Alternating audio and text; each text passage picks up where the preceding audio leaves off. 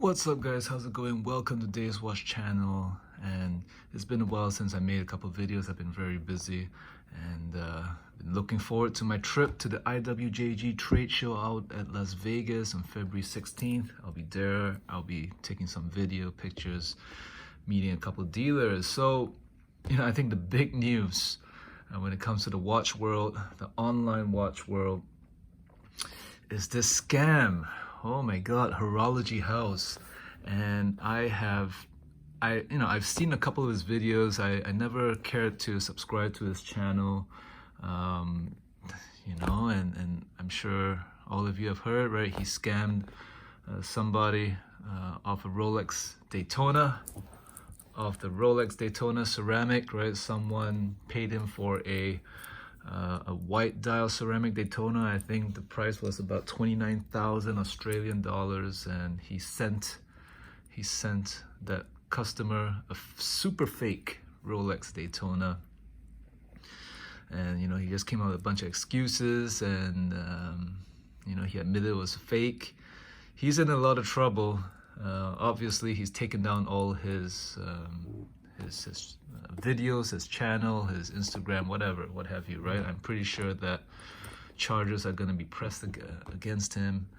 And I just want to give you my thoughts on the situation, right? And it sucks. It's horrible, right? This is like worst case scenario, and this guy was just operating in plain sight, in front of everybody. And he's supposed to be a very well-known moderator or personality in Australia, in the watch scene in Australia. He was one of the moderators of their Facebook buy-sell websites or forums, and he was caught selling a fake watch. And the reason why he did it, well, apparently he has a problem with gambling, right? He has a gambling addiction, and I don't know, right? I think he must have been extremely desperate, right? I truly, I want to give him the benefit of the doubt, right?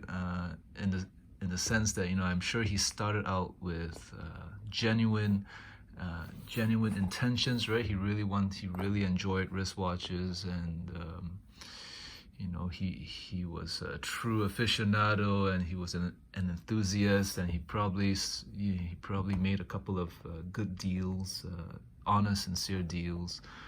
But I think as time went by, he realized that the money in this game is huge, and you're playing with tens of thousands of dollars, right? His the Rolex Daytona that he scammed, is easily worth 25 to 30,000 Canadian dollars, and probably more actually, about 30 Canadian dollars, 30,000 Canadian dollars.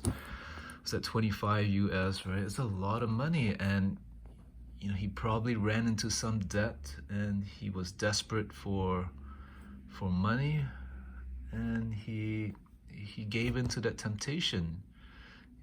I've been buying and selling watches for many years now, and has it ever crossed my mind to like double cross somebody? No, because I just don't do that, right? And for him to have crossed that line, right, and actually commit fraud and commit crime, really, it just shows how desperate he was. And it's kind of sad, actually. It's very sad that he would pull this, that he would attempt to do this, because it just means that he's so desperate, right? How could he not get caught, right? In this day and age, especially if you're such a persona, if you have such a presence, you cannot get away with this stuff, right? There's always a paper trail. People know your address, right? Because you're shipping from somewhere, and they know your name, they have all your information, and there was no way that he could have got away with this. It shows how desperate he was. And I think we're gonna witness a decline, right, of somebody, of a person How low will he go? I don't know, right? I think what he did was very, very scummy. It's very, it's a dirtbag move. But at the same time, you gotta be a little bit, you probably have some like problems if you actually resort to these kinds of measures to get out of debt, right? And I think a lot of us in the watch game, in the watch world of high horology can, I don't want to say relate, right? I would never cross that line.